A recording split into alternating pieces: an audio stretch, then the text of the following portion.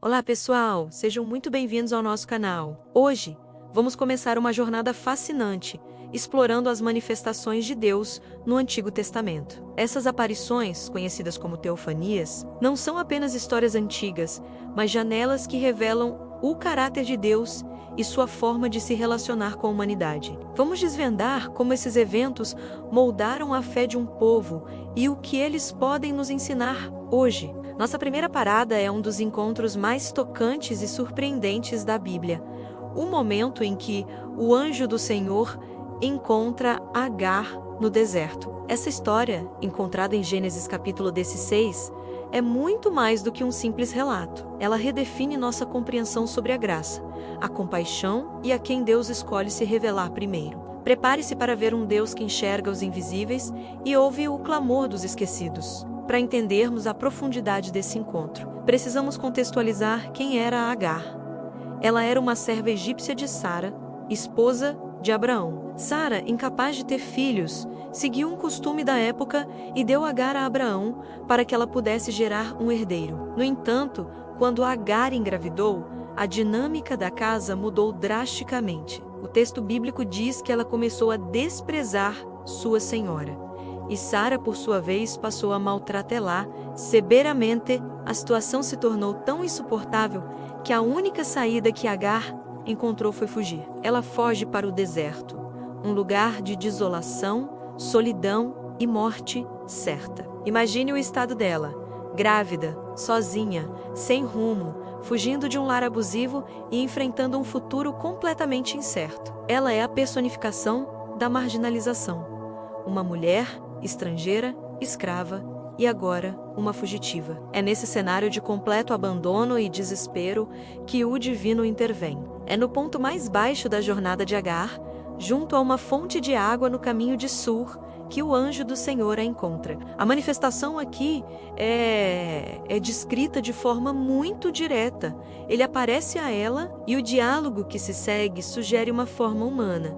Alguém com quem ela pode conversar. Não há grandes fenômenos climáticos como fogo ou tempestades, que vemos em outras teofanias. Aqui, o milagre é mais sutil, porém extremamente poderoso. O fenômeno extraordinário é a própria presença da água no meio do deserto. A fonte não é apenas um detalhe geográfico, é um símbolo profundo. No meio da aridez, do abandono e da desesperança, a água representa vida, refrigério e a graça divina se manifestando no lugar mais improvável. Para Agar, que estava fugindo para a morte, encontrar água era encontrar uma chance de sobrevivência. E foi exatamente ali, nesse oásis de esperança, que Deus decidiu encontrá-la. O diálogo entre o anjo do Senhor e Agar é revelador. A primeira coisa que ele faz é chamá-la pelo nome e identificar sua posição.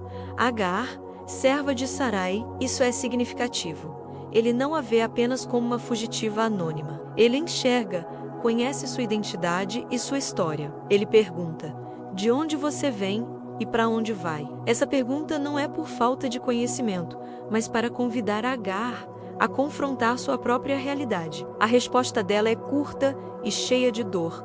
Estou fugindo da minha senhora, Sarai. Ela está perdida, sem destino. É então que o anjo do Senhor cumpre sua função principal neste encontro: consolo e promessa. Ele a instrui a voltar e se submeter a Sara, mas essa ordem não vem sem uma promessa que muda tudo. Ele diz que multiplicará grandemente a descendência dela, de modo que não poderá ser contada.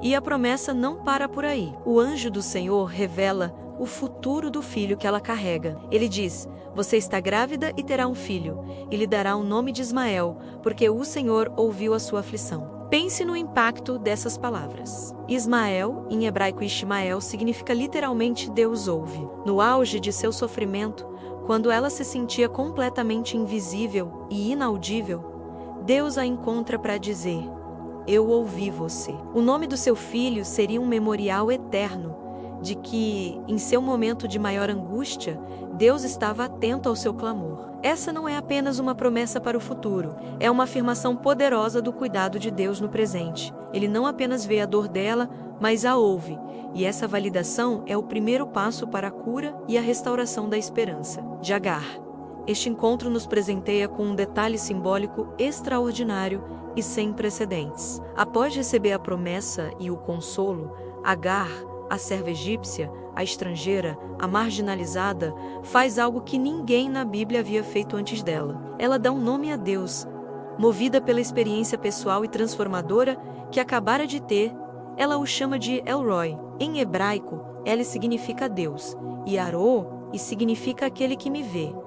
Ela declara: Tu és o Deus que me vê. E ela continua dizendo: Será que eu realmente vi aquele que me vê? Pela primeira vez na narrativa bíblica, um ser humano, em resposta a uma revelação direta, nomeia Deus com base em seu caráter e em sua ação. E quem faz isso não é um patriarca, um profeta ou um rei. É uma mulher escravizada e desesperada no deserto. Isso é revolucionário. A fonte onde tudo isso aconteceu ficou conhecida como Ber Lahairoi, que significa Poço daquele que vive e me vê. O nome do lugar se torna um testemunho perpétuo daquela experiência. O Deus de Abraão não era apenas o Deus de uma elite escolhida. Ele era também o Deus de Agar. Ele era El Roi, o Deus que enxerga o sofrimento da pessoa mais vulnerável da história até aquele momento. Agar não foi apenas uma espectadora passiva da revelação divina. Ela foi uma participante ativa, que respondeu, interpretou e nomeou sua experiência com Deus.